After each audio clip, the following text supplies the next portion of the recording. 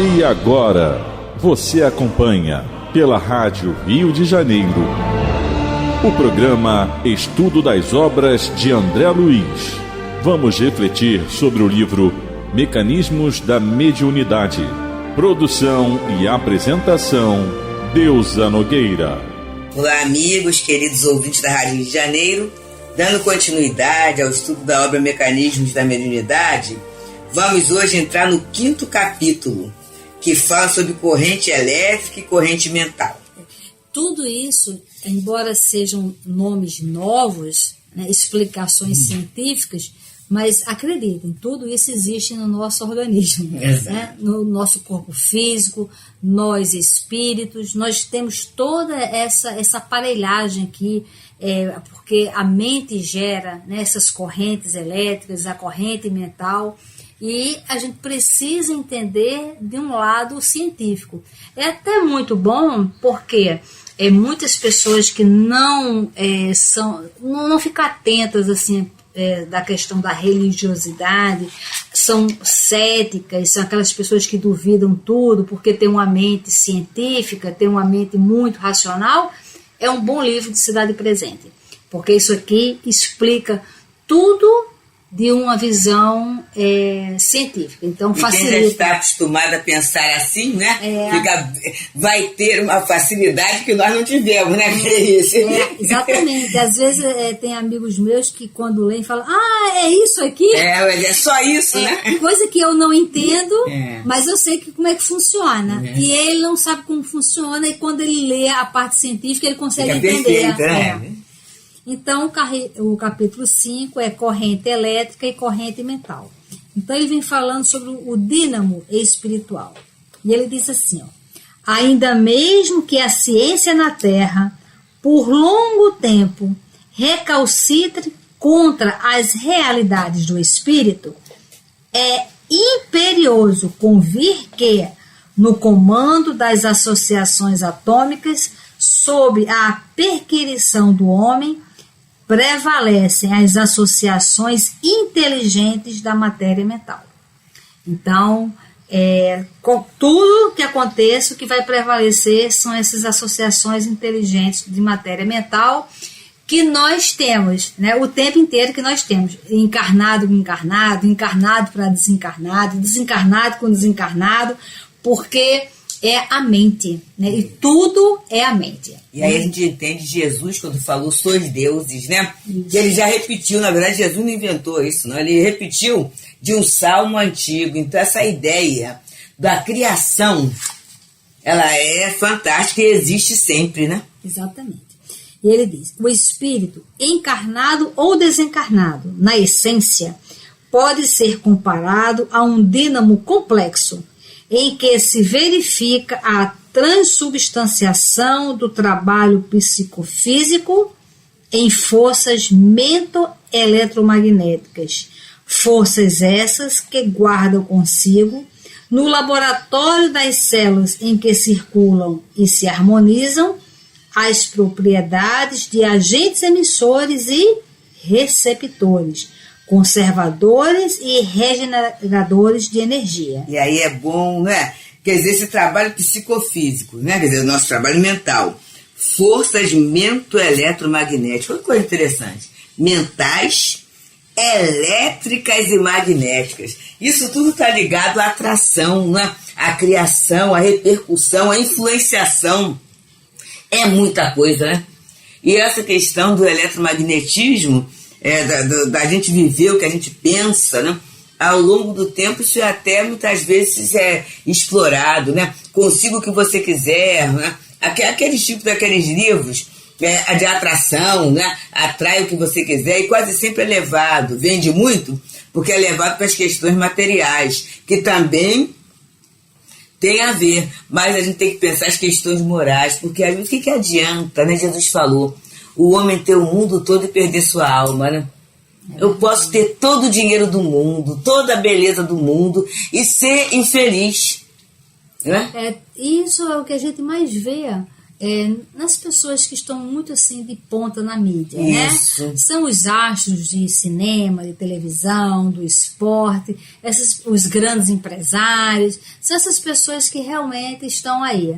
E aí só muda mesmo o valor da conta bancária, mas a problemática de vida é a mesma. Você vê a depressão em todas as escalas econômicas, sociais, né? Você vê o desgosto, o suicídio, né? O vazio existencial. É a perda, né? Do sentido de vida, né? A pessoa vai vivendo para quê, não é?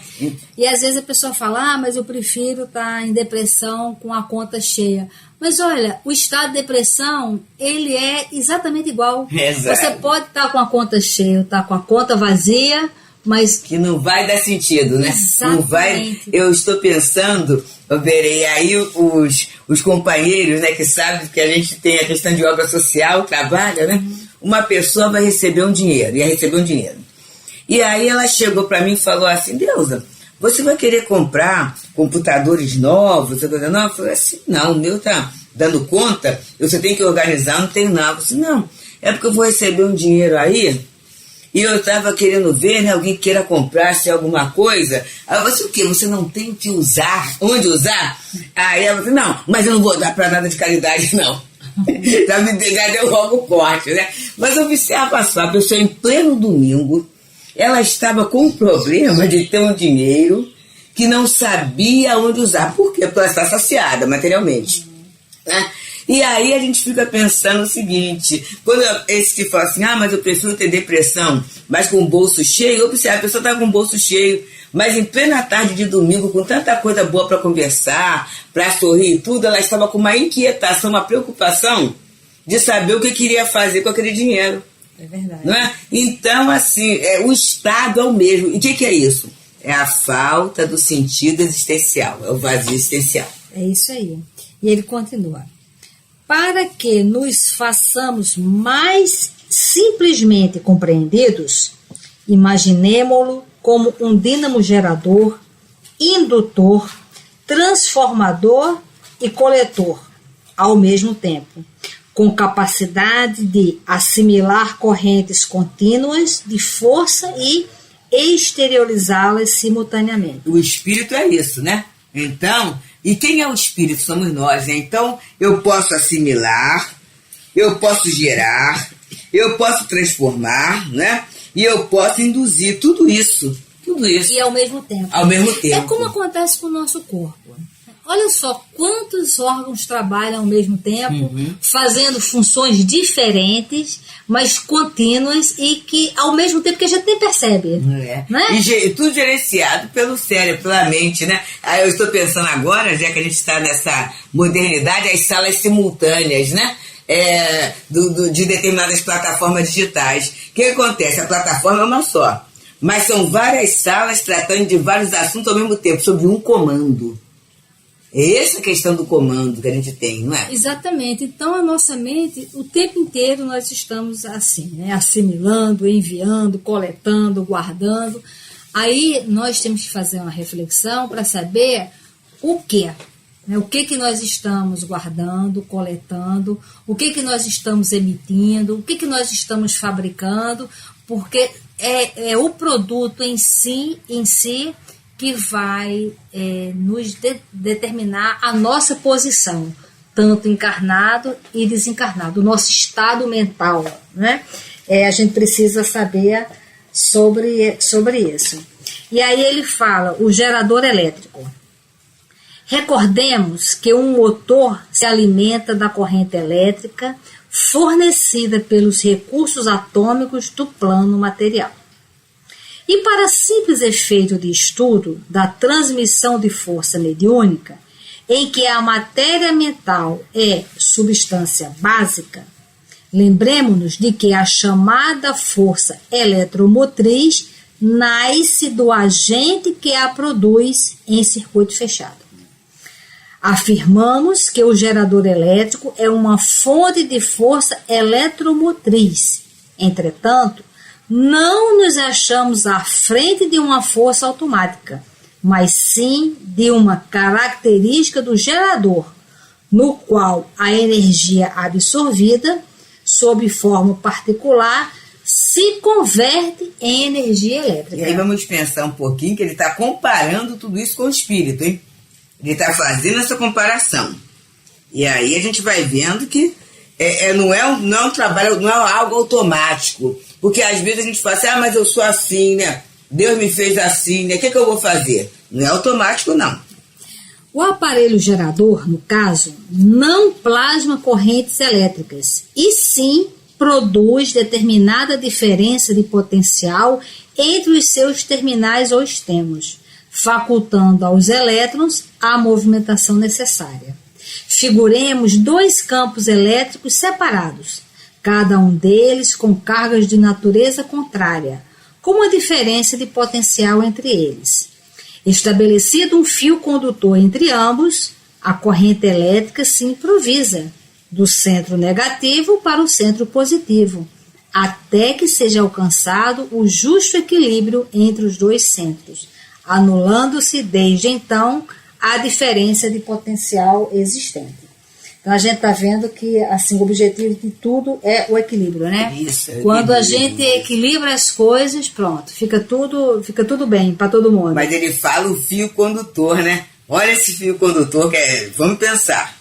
Se desejamos manter a diferença de potencial a que nos referimos, é indispensável interpor entre ambos um gerador elétrico, por intermédio do qual se nutra constante o fluxo eletrônico entre um e outro, uma vez que a corrente circulará no condutor, em vista do campo elétrico existente entre os 2 corpos. Então, essa exemplificação toda que ele traz é para entrar no outro ponto, que é o gerador mediúnico. Então, ele comparando o gerador elétrico com o gerador mediúnico. Isso é muito bom, né? Exatamente. É muito bom para a gente começar a entender assim, que a mediunidade está na natureza.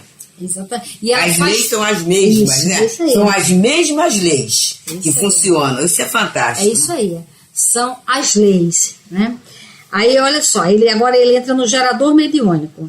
Idealizemos o fluxo de energia mento-eletromagnéticas, ou fulcro de ondas da entidade comunicante e do médium, como 2 campos distintos, associando valores positivos e negativos, respectivamente, com uma diferença de potencial que, em nosso caso, constitui certa capacidade de junção específica. E aqui, quando ele fala positivo e negativo, não quer dizer que o espírito é negativo ou o médium positivo, não. É que são de cargas diferentes, né? Então, o encarnado tem um potencial, uma carga eletromagnética de um jeito, e o desencarnado, por não ter o corpo físico, de outro, né? Tem essa especificidade. Exatamente. Estabelecido um fio condutor de um para o outro, que, em nosso problema, representa o pensamento de aceitação ou adesão do médium, a corrente mental desse ou daquele teor se improvisa em regime de ação e reação, atingindo-se o necessário equilíbrio entre ambos, anulando-se desde então a diferença existente, pela integração das forças conjuntas em clima de afinidade. E aí ele está falando uma coisa interessante, Berenice, pensamento de aceitação ou adesão do médium. Quer dizer, se o médium não quiser, o fenômeno não ocorre, é isso? Você vê, né? Como nós temos o poder de organização.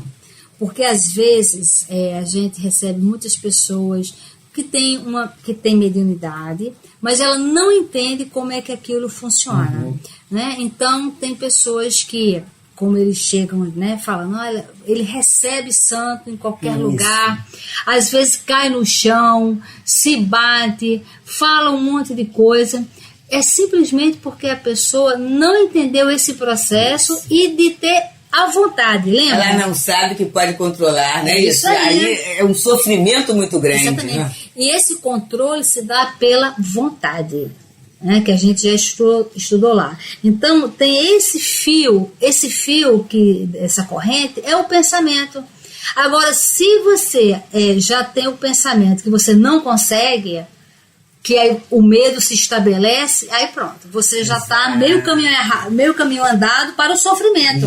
Né? E olha, essa ligação aqui não é nem só para desencarnado com encarnado, não. São relacionamentos, inclusive, os relacionamentos abusivos, eles acontecem por conta disso, né? Existe toda essa corrente do pensamento e a pessoa, ela não tem a vontade suficiente desenvolvida, que muitas vezes é até por falta do estudo, né, ou por falta da oração, da concentração, da reflexão, da razão, que fortalece ela e fala o quê? Aqui não. Para interromper, para dar um limite, né? Ela não consegue, então ela acaba sendo esse fio condutor, né? É inconsciente. É isso aí. Inconsciente. É isso aí. Então, veja como é importante a gente estudar.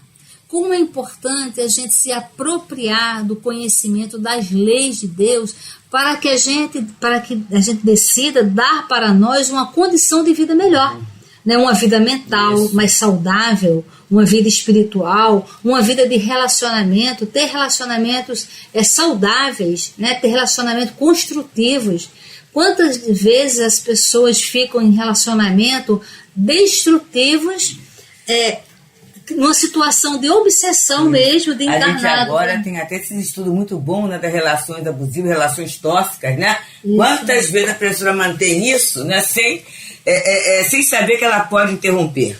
É isso aí. Né? E essa interrupção é muito interessante. Antes de ser, porque tem as instituições que protegem tudo isso, né? Mas sempre a gente vê que nessas instituições é o quê? A figura de um psicólogo, de um assistente social para trabalhar a mente da criatura, porque senão não interrompe. Berenice, em reunião mediúnica, a gente já viu situações assim, né? Mais de uma vez, em que aquele espírito volta. E ele volta, dessa vez pedindo socorro. Foi um espírito que foi atendido como chamado obsessor. Por quê? Porque ele fala assim, agora eles é que não me deixam em paz. Porque o obsidiado, né, ele começa a lembrar como é que eu sentia. E a gente teve até uma pessoa que era uma situação suicida, foi trabalhado no Núcleo Espírita Pedro e Paulo, um trabalho de obsessão, você imagina só, durou mais de 4 anos. Toda a reunião, lá o irmão Walter Faria, com aquela situação toda, até que o espírito decide abandonar.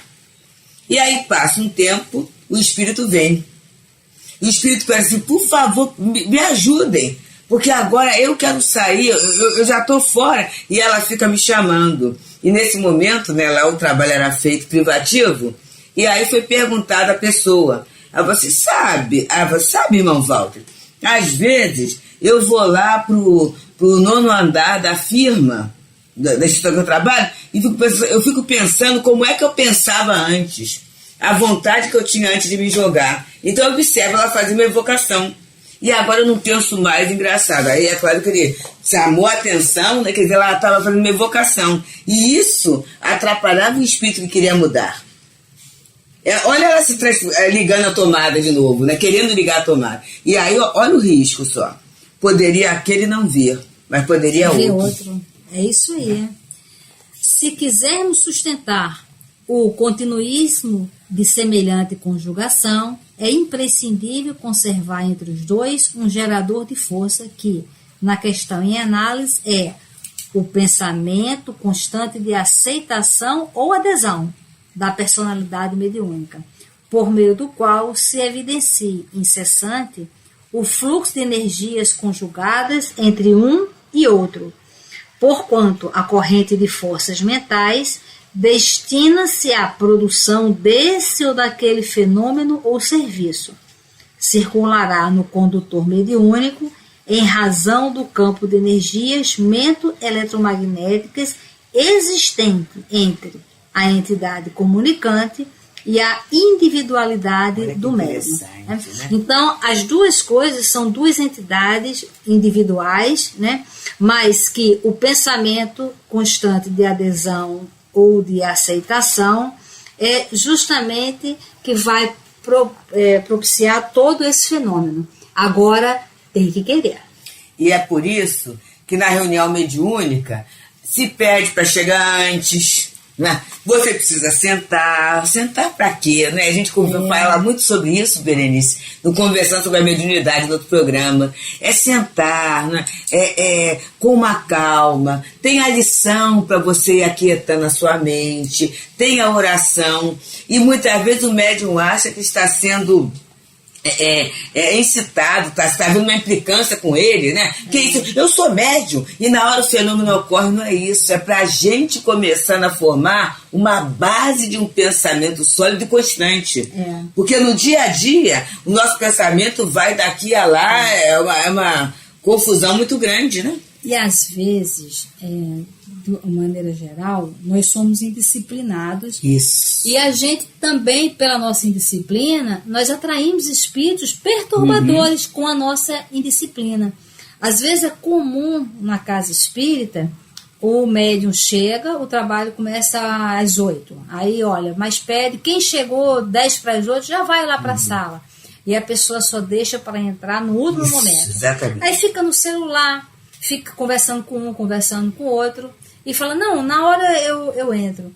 Olha, quem perde somos nós, porque se o trabalho se dá dentro daquela sala organizada, quanto mais tempo a gente chegar e se colocar à vontade, colocar a nossa determinação, colocar toda a nossa energia para o trabalho, mais tempo nós vamos ficar em contato com os espíritos. Melhor para nós. Exatamente. E assim, não é só, Berenice, é muito bom você falar isso, que não é só para aquele trabalho, é para a nossa vida. E quem ganha somos nós. Quando a gente aprende a ter foco, às vezes, sabe?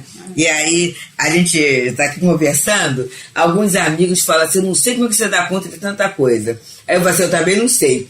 Mas é assim, é porque você vai se formar numa educação. É isso aí. Né? Então você vai se educando e você vai distribuindo, você vai concentrando no que faz, né? Então isso vai qualificando a sua ação, não é isso? Então, eu, ao invés de eu ficar com a minha mente ociosa, eu estou sempre deixando ela ocupada, dando uma ocupação útil a ela. Porque não tenha dúvida que eu me beneficio disso. Tem um filho de um amigo nosso que ele está fazendo medicina. Então, ele está na fase de ir na prática, né? Ele vai para alguns hospitais e tal. E aí ele está fazendo uma parte de cirurgia, né? Então, ele vai lá nos hospitais.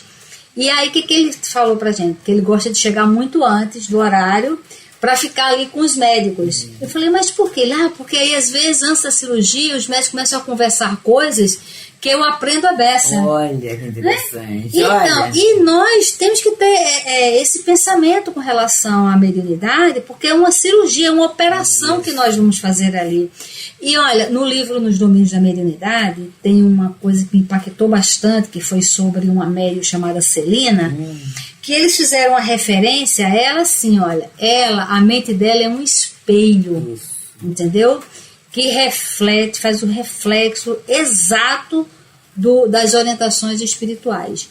Então, a pergunta é, você quer que a sua mente seja também um espelho? Porque do jeito que a Celina você pode ser uma média igual a ela. E quais dificuldades, lembra? Que o marido tinha a questão do alcoolismo, né, adicto, né, que implicava com a ida dela para a casa espírita, a situação não era fácil, não. Exatamente. Né? Mas... Então, quando a gente estuda nos Domínios da Mediunidade, tem um capítulo lá que é Equipagem Mediúnica.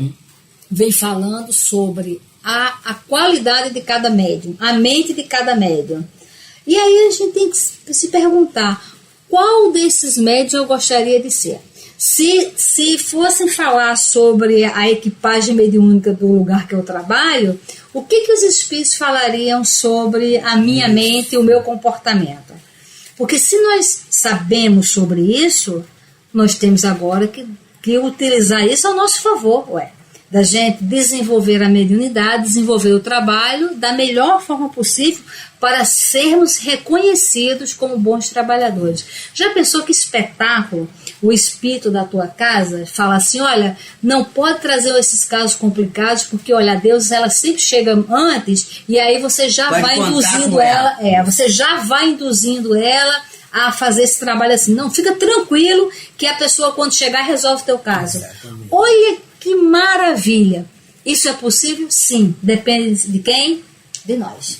Eu estou lembrando, né, uma questão do altivo, né? E certa feita o doutor Erma falou, né, que ele poderia ter os problemas, das dificuldades e imperfeições dele, mas ele era um trabalhador fiel. É isso aí. Isso aí, gente, é algo assim que nos emociona, né? E a gente acompanhou muito isso, né? Então a gente vê assim, a amizade, tudo isso, mas a fidelidade dele à tarefa mediúnica. Eu não esqueço uma situação, quando o companheiro, lá na formação das casas, na América, né? Estava fazendo, e aí ele começou a arrumar mala e falou assim, doutor Erma, né? Vamos para lá. E o doutor Erma falou assim, não, eu vou ficar aqui no trabalho, você vai. Aí ele ficou assustado assim, mas vai ter os guias de lá. E aí o altivo falou assim, a minha fidelidade vem observando a fidelidade desses amigos. Então, queridos, que a gente possa se manter fiel, né, dentro da tarefa do bem. Muita paz. Muita paz. A Rádio Rio de Janeiro apresentou o programa Estudo das Obras de André Luiz.